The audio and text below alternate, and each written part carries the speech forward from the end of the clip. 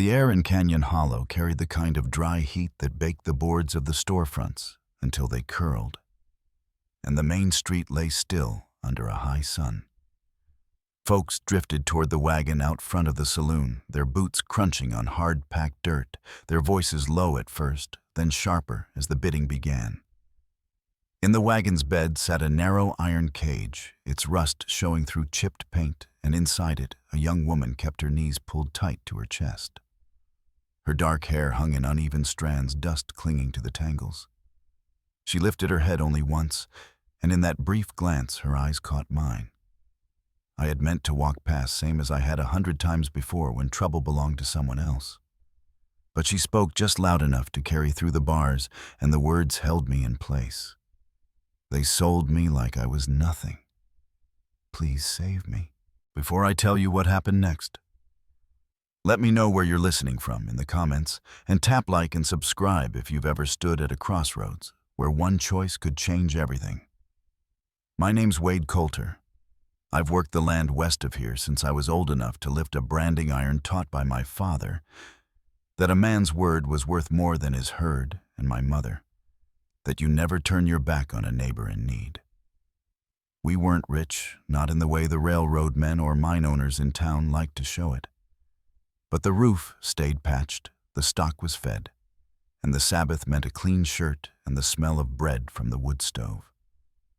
When I took over the spread after my parents passed, I held to those same ways even as the county changed around me.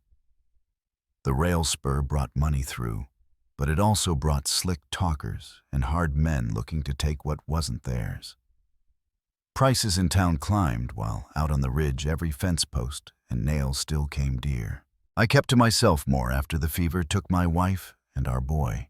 The house felt hollow without them, and the work filled the hours better than talk ever did. Most weeks I rode in only for supplies. Nails feed a coil of wire and left before my coffee cooled. I'd learned that staying quiet meant trouble passed you by, and for the most part, it had. That day should have been the same. I had no reason to stop in front of Elias Moore's wagon, no business with the ring of men tossing coins and offers at him. But when I saw the woman in that cage ribs, showing beneath a torn dress, and heard how little it had taken to trade her away, one rifle cartridge and a sack of cornmeal, something in me shifted. The crowd jostled closer, the showman shouting over them, and I felt the weight of the coin in my pocket. The same coin I'd planned to use on fence staples now seemed meant for something else entirely. I stepped forward, the sun throwing my shadow across the wagon boards, and the voices around me seemed to dull. The gold caught the light as I tossed it spinning once before landing in Moore's palm. He grinned like he'd won a hand at cards, but I didn't wait for the jeers that followed. The key hung on a nail, and in a moment the lock turned under my hand. She didn't move at first, not until I held out my coat. That was how the two of us left Canyon Hollow, me with my supplies forgotten, her wrapped in wool that smelled of pine and leather. We rode west, the noise of the street fading behind us, the sky widening with every mile. Neither of us spoke, and the trail ahead stayed empty until the ridge came into view. By the time the cabin roof showed between the pines, the shadows had lengthened, and a stillness settled in my mind that I hadn't felt in years. I didn't yet know why I'd stopped for her, but I knew, as I swung down from the saddle and turned toward the cabin door, that the days ahead wouldn't be the same as the ones I'd left behind. The horse kept a steady pace as we left the last false front buildings of Canyon Hollow behind the ruts in the road, giving way to packed red clay and gravel. The ridges ahead glowed in the late sun, the air carrying the dry scent of sage. Nia rode behind me, wrapped in my coat, her hands light against the back of my waist. She didn't speak, and I didn't ask her to. The town's noise faded until there was nothing but the creak of saddle leather and the steady beat of hooves. We rode for nearly 3 hours, the trail winding up through narrow passes and sloping toward the high mesa. Sparse pines clung to the rock, their shadows stretching long across the path. She shifted once, and I slowed to give her a moment. The raw marks at her wrists told me she'd been tied too long. By the time the roof line of my cabin showed between the ridges, the sun had begun to drop, laying a wash of gold across the pasture. I swung down first boots, striking the packed dirt with a dull thud. The cabin sat low against the bluff, its rough-cut logs weathered to gray, a shallow well off to the side and a lean-to for tools. No smoke from the chimney, no sound but the wind. I went to the door, unlocked it, and stepped inside long enough to fetch a basin and a small bundle of cloth. Setting them by the well, I returned to help her down. She hesitated before putting her fingers in my palms. But when she did, her weight was light, and she winced when her bare feet touched ground. I nodded toward the pump and stepped back. She moved slow still, keeping my coat pulled tight, and began to work the handle. The first rush of water hit the basin clean and cold. She washed her face, then her arms, scrubbing at the trail dust. I turned my eyes to the horizon and leaned on the porch rail. When she was done, the bottom hem of her dress was heavy with water, and she pulled my coat tighter before stepping back toward the cabin. Inside, I set a plate on the porch, cornbread, a strip of dried meat, and a cup of water. I sat on the top step, elbows on my knees, watching the sky shift toward evening. After a while, she came over slow and cautious and took the plate. She ate with small bites, finishing every crumb. When she was done, she folded her hands in her lap and looked at the dirt. I rose, went around the back, and returned with a blanket. Setting it beside her, I pushed the cabin door open just enough to leave a crack. Then I went inside without a word. She stayed on the porch until the light thinned and the wind calmed. When she finally stepped in, the firebox was cold, the bed neatly made in the far corner, and on the floor near it lay a folded shirt and trousers, clean and too big for her frame. I gestured toward them, then left again, pulling the door closed behind me. The night passed quiet. In the morning, the wind rattled the boards, and the air inside held the faint chill that comes before frost. She lay on the floor near the bed, the blanket wrapped tight, my coat over her shoulders. When I stepped outside, the sun was still low. The work waited, so I went to the woodpile behind the cabin and set to splitting logs.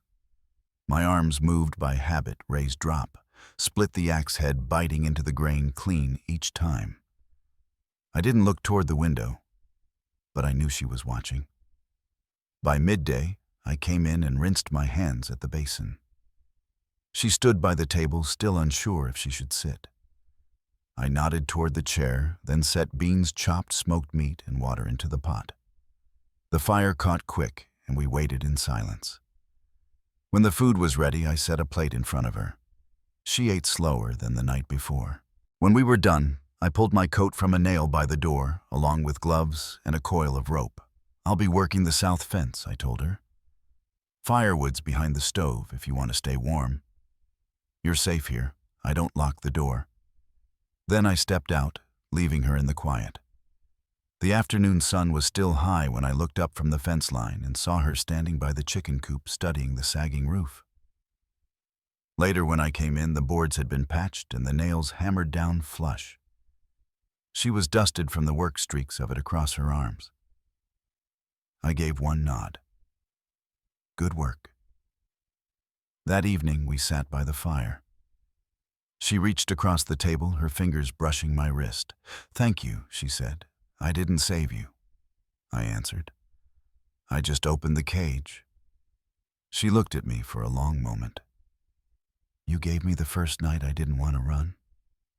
I stoked the fire and nodded toward the bed. "You take it tonight. I'll sleep out back. Dry spot under the porch roof." She started to speak, but I stopped her. "I ain't like them. I didn't buy you for that." Then I took my coat and a blanket and stepped outside.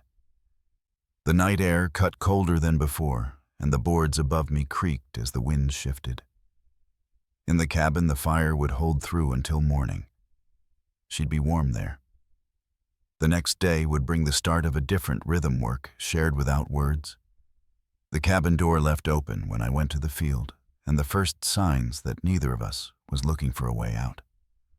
But that morning, as the sun came over the ridge, the quiet still held, and the path to whatever came next waited unmarked.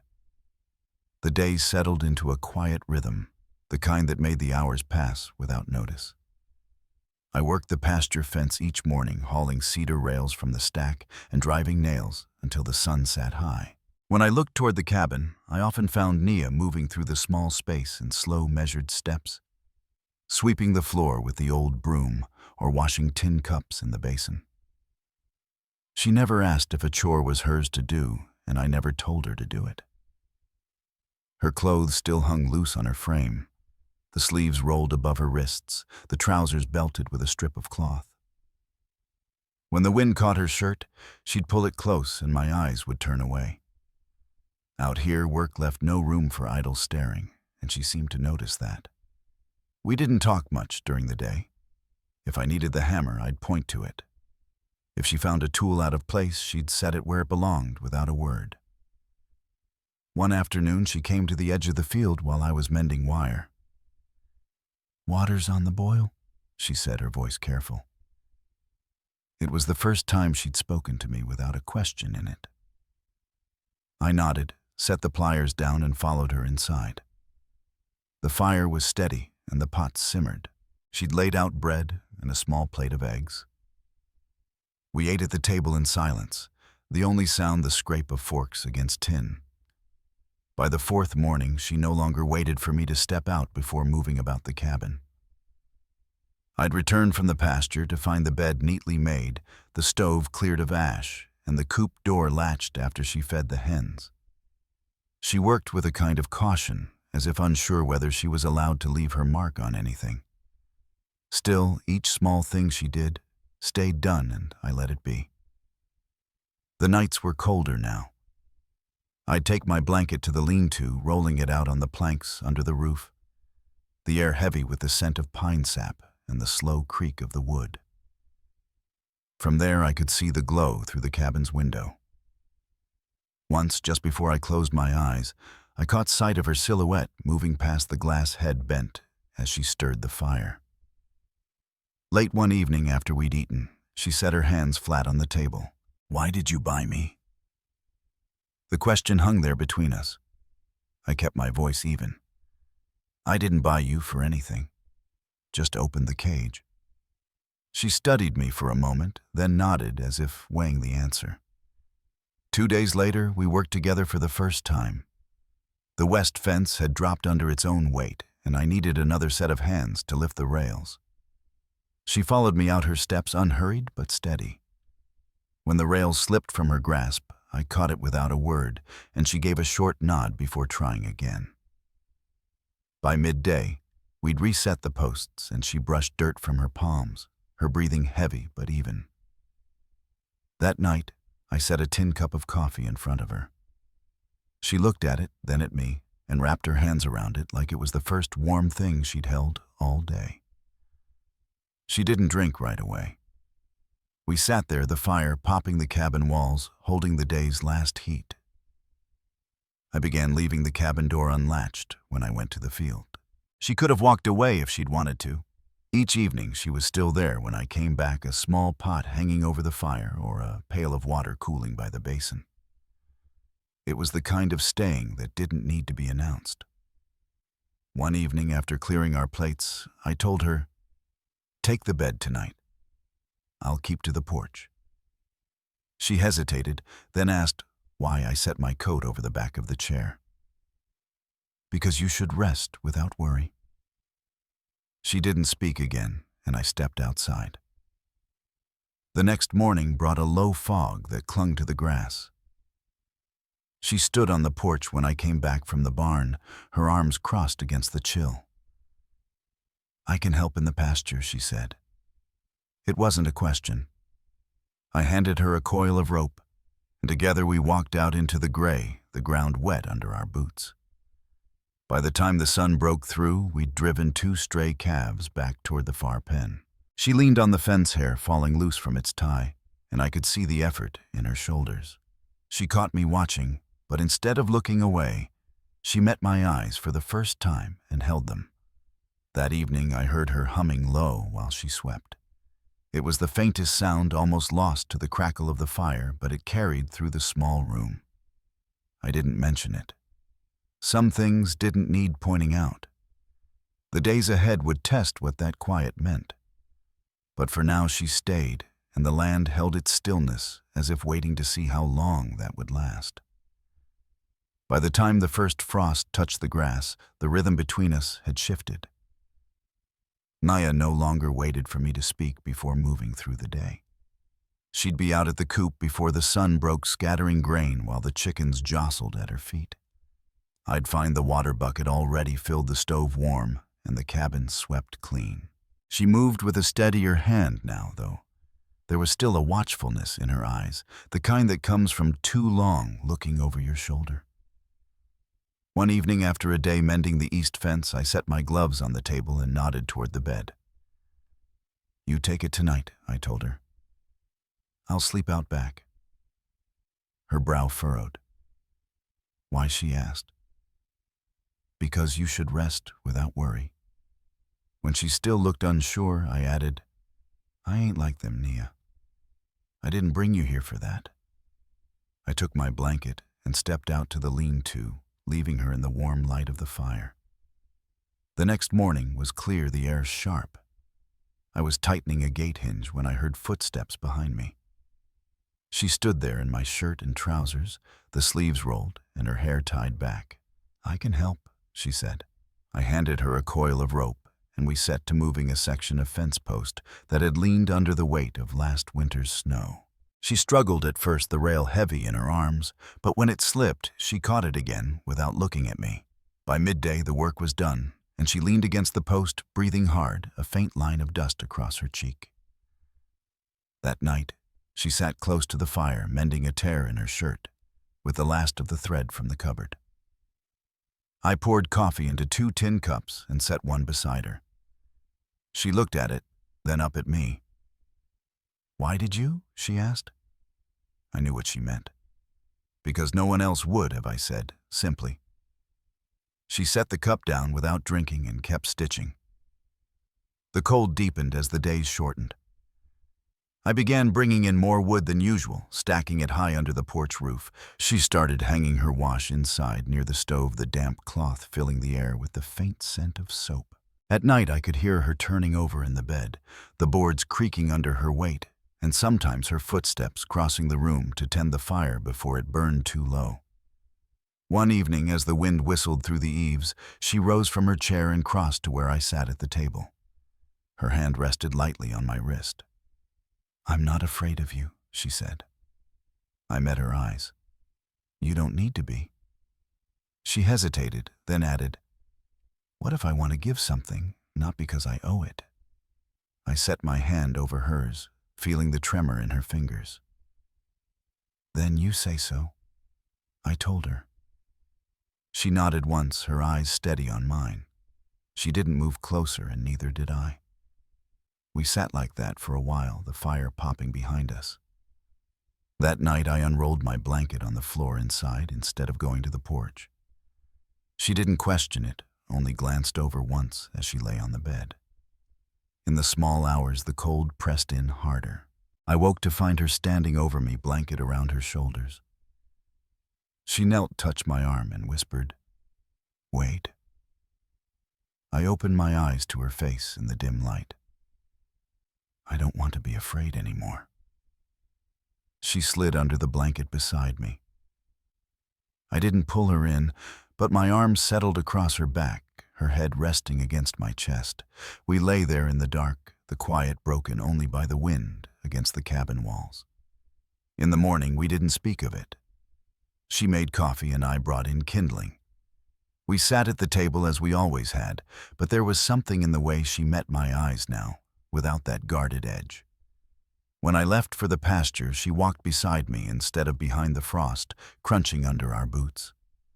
The days ahead would not be without trouble, but the air between us had changed. Trust had taken root, not in grand gestures, but in the steady choice to stay. And as the season turned, I knew the next test was coming, one neither of us could ignore when it arrived. The snow had not yet come, but the air held its weight. By late afternoon, the light over the mesa was already fading when I stepped into the cabin carrying a folded sheet of paper from town. Nia was at the table sorting dried beans into a small bowl. I set the paper down without a word. She glanced at it, then at me. Her fingers stilled when she read the heading, a bounty list printed in uneven ink.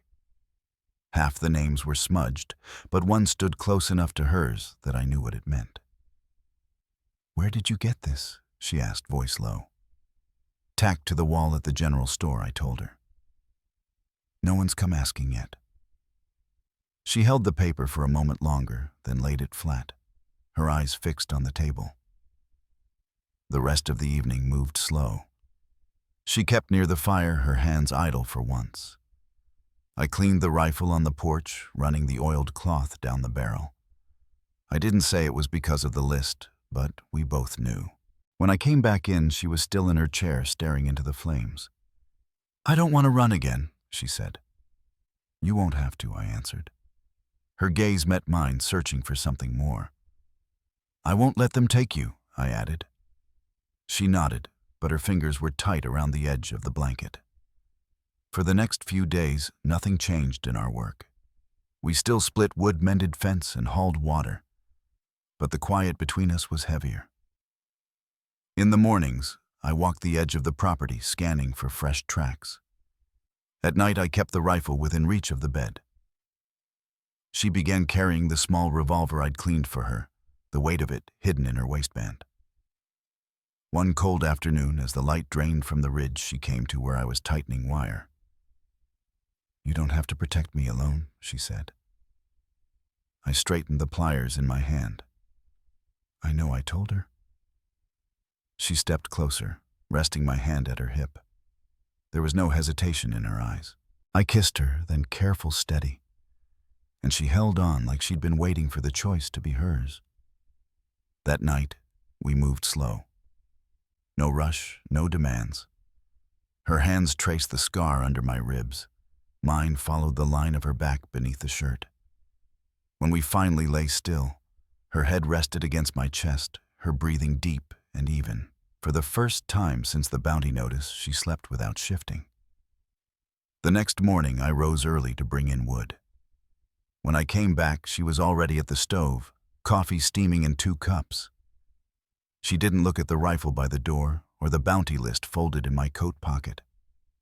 Instead, she set my cup in front of me and said, "If they come, we face it here." I met her eyes. Here, I agreed. And the air between us settled, not free of the weight we carried, but anchored by the choice we'd made. The days that followed were colder, the wind cutting down from the high ridge. We worked side by side, the sound of the hammer on nails or the scrape of the shovel against frozen ground marking the hours. Each evening, the fire threw long shadows across the cabin walls, and the sense of waiting deepened. One night, as I latched the shutters against the wind, I caught sight of movement on the far edge of the pasture. It was too far to make out just a dark shape against the snowless grass. But it stayed there a moment before slipping into the trees. When I came inside, I didn't mention it. There was no need to give her another night staring at the ceiling. Still, I oiled the rifle again and set it by the bed. She noticed, but said nothing. The next morning, she moved with the same steady pace, feeding the hens and setting bread to rise. Whatever came, we would meet it in the open, not on the run. And then, just before dusk, a week later, the first sign came, the distant outline of a rider, cresting the ridge heading straight for the cabin. The rider came into view just as the sun was slipping behind the ridge, the last light catching the steam from his horse's breath. I stepped to the porch, rifle leaning against the wall within easy reach. His coat was dusted white at the shoulders from the long ride, his hat pulled low, hiding most of his face. He reined in 20 feet from the steps. "Evening," he called. I didn't answer right away.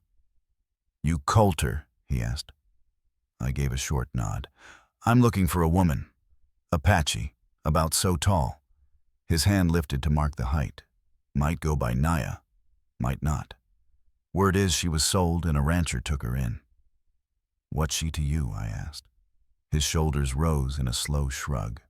Not much. I'm just the hand who gets paid to find her. His eyes flicked past me toward the cabin door.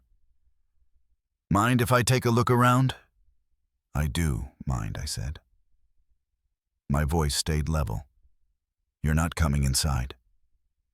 He let the silence stretch the leather of his gloves, creaking as he tightened his grip on the reins. Got no quarrel, friend. Just doing my job. You sure you haven't seen her? I kept my eyes on his. I've seen a lot of things, but I don't recall what's not mine. His smile faded.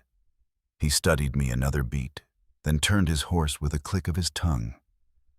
I watched until he disappeared into the trees before I stepped back inside. Nia stood by the wall, out of sight from the doorway. Do you think he'll come back? She asked. Maybe, I said. Or send someone else. She moved closer. What do we do? I met her gaze. We stay ready. But we don't run. That night the wind picked up, rattling the shutters. She lay beside me in the bed, her hand finding mine in the dark. If they try to take me, she started. I cut her off gently. They'll have to kill me first. Her grip tightened, but she didn't speak again. The days that followed carried the same quiet, but it wasn't the old kind. I shifted the rifle from behind the stove to beside the bed, reinforced the back window with another board, and started walking the edge of the land each morning before the sun cleared the ridge. I didn't tell her what I was looking for. She didn't ask. She made changes too. I noticed her sewing a small satchel from scraps of leather, packing it with a clean shirt, a pair of socks she'd mended, a knife, and a small pouch of dried corn. It wasn't the kind of bag meant for leaving, but for being ready. A week later, just past noon, another rider came. This one slowed well before reaching the porch, dismounted, and held his hands up where I could see them. His coat was worn, his hair long, and around his neck hung a small carved pendant, shaped like a hawk's claw. Nia stepped into the doorway, and I felt her go still. Her hand lifted to the bone pendant she kept in her satchel. That's my mother's line, she said quietly. The man's eyes softened when he saw her. Caton Thompson, he said, your cousin. I've been looking since I heard what happened. I kept the rifle in my hands until I heard the rest. The trader who'd sold her was dead shot in a fight 2 towns east. The bounty was gone, the men who'd posted it having lost interest. He'd only come to tell her she was no longer being hunted. He stayed the night eating with us at the small table, speaking low with Nia in words I didn't know. In the morning before he rode out, he stopped beside me. She chose to stay with you, he said. That means something. Treat her right. I met his eyes. I already do. When his horse disappeared over the rise, the air felt different, lighter, but not empty. The danger we'd been bracing for was gone, yet the watchfulness we'd built together didn't leave. The land had a way of reminding you that peace was never permanent. And as winter crept closer, we both knew the next season would test more than just the strength of our fences. By late January, the snow lay knee-deep in the low spots, and the creek froze over most mornings before the sun broke through the pines. Nia and I kept to our chores, moving slower in the cold, the smoke from the chimney curling into the pale sky. One evening, just as the shadows grew long, a wagon rattled down the trail from Canyon Hollow. I stepped out onto the porch, coat collar turned up against the wind. The team halted a few yards out, the driver setting the brake. A man climbed down, broad-shouldered, with a black wool coat buttoned tight and a scarf pulled high on his jaw. Evening, he said, his voice carrying in the still air. Name's Judge Martin Clay. I was told you'd be expecting me. I hadn't been, but I kept my stance easy. Can't say I was judge. What brings you this far from town? He glanced toward the cabin door where lamplight spilled in a narrow beam across the snow. Business of the county, he replied. Concerns the woman living here. Nia stepped into view, then shawl drawn around her shoulders. The judge's gaze settled on her. Miss Thompson, there's been word from folks who claim kinship. They're petitioning for you to be returned to their custody. Her jaw tightened, but she didn't speak. I asked, on what grounds. Clay drew a folded paper from his coat. Statement says she was taken under false pretenses, kept from her rightful people. Sheriff sent me to take her testimony. We invited him in the heat from the stove, pushing back the chill. He set his gloves on the table and unrolled the paper, reading off the claims. Most were half-truths wrapped in official wording, but the names behind them were unfamiliar to Nia. When he finished, she spoke clear and steady. I wasn't taken. I was traded away. The man who bought me is dead. I choose to stay here. Her voice didn't waver. Clay studied her a moment, then nodded. That's what I needed to hear. I'll put it in my report. But before leaving, he leaned closer to me. Word of her being here is spreading. Not everyone will come with paper in hand. Some will come with guns. You'd best be ready. We saw him off, the sound of the wagon fading into the dark. Inside, Nia began clearing the table, but her movements were slower than usual. You believe more will come, she asked. I took the plates from her. I believe we keep living as we have, but we watch the trail. The next morning, I walked the fence line, checking the gates, my breath clouding in the cold. Tracks in the snow told me a rider had passed in the night, heading toward the ridge. Not the judge, these were lighter, quicker. A scout's horse. By sundown, the wind had shifted, bringing with it the dry scent of wood smoke from somewhere beyond the trees. I kept the rifle propped near the door and banked the fire high. Nia sat near the hearth, mending a shirt, but her eyes kept flicking toward the window. When I stepped out before bed, the moonlight showed fresh hoof prints leading away from the cabin. Someone had come close enough to watch us, then turned back. I didn't tell her right then. There was no sense in stealing what little rest the night might bring. Still, I knew the judge's warning had been more than formality. Winter was holding the valley in its grip, but trouble could still find its way through the snow. And when it did, I meant to be standing between it and her. By the first thaw, the ridge trails cleared enough for travel, and the snow melt ran fast in the creek. The hoof prints that had circled our cabin through winter stopped appearing, but I kept watch all the same. Trouble has a way of waiting for its season. It came one morning in early March. A rider approached slow, leading two others behind. I recognized Sheriff Danner at the front, his badge catching a glint of sun. Behind him sat a wiry man and a broad-faced woman, both strangers to me. They stopped a few yards from the porch. The sheriff dismounted, tipping his hat. Morning. These folks claim they've come for Miss Thompson. His voice carried no welcome. The man spoke first, saying Nia belonged to their family and was to return with them. The woman stayed silent, her eyes fixed hard on the cabin door. Nia stepped out beside me, chin high. I know neither of you, she said. And I'm not leaving. Her words didn't waver, though her hands were tight at her sides. The sheriff nodded toward me. I have Judge Clay's report here, he said, pulling a folded paper from his coat. It states she remains here by her own will, with no lawful claim against it. He let the silence sit heavy before adding, That's the law in this county. The man muttered something under his breath, but the sheriff's hand, resting near his holster, ended the notion of argument. They turned their horses, without another word, riding back down the trail, until the sound of hooves faded into the pines. Inside, the air felt warmer, though the fire hadn't been touched. Nia set her shawl on the peg and looked around the small room. The table, the hearth, the narrow bed tucked in the corner. Feels more like home now, she said quietly. Spring settled in, bringing green shoots through the thawed earth and the scent of pine after rain. We planted a small patch out back, mended fence rails, and traded at the post when the weather held. The talk in town turned to cattle drives and summer socials, and the winter's unease faded into memory. Looking back, I knew it wasn't just the law that kept her here, it was the choice she made to stay. On the frontier, that's the truest kind of freedom a person can claim. And as the days grew long and the nights warmed, the cabin no longer felt like a place on the edge of the world.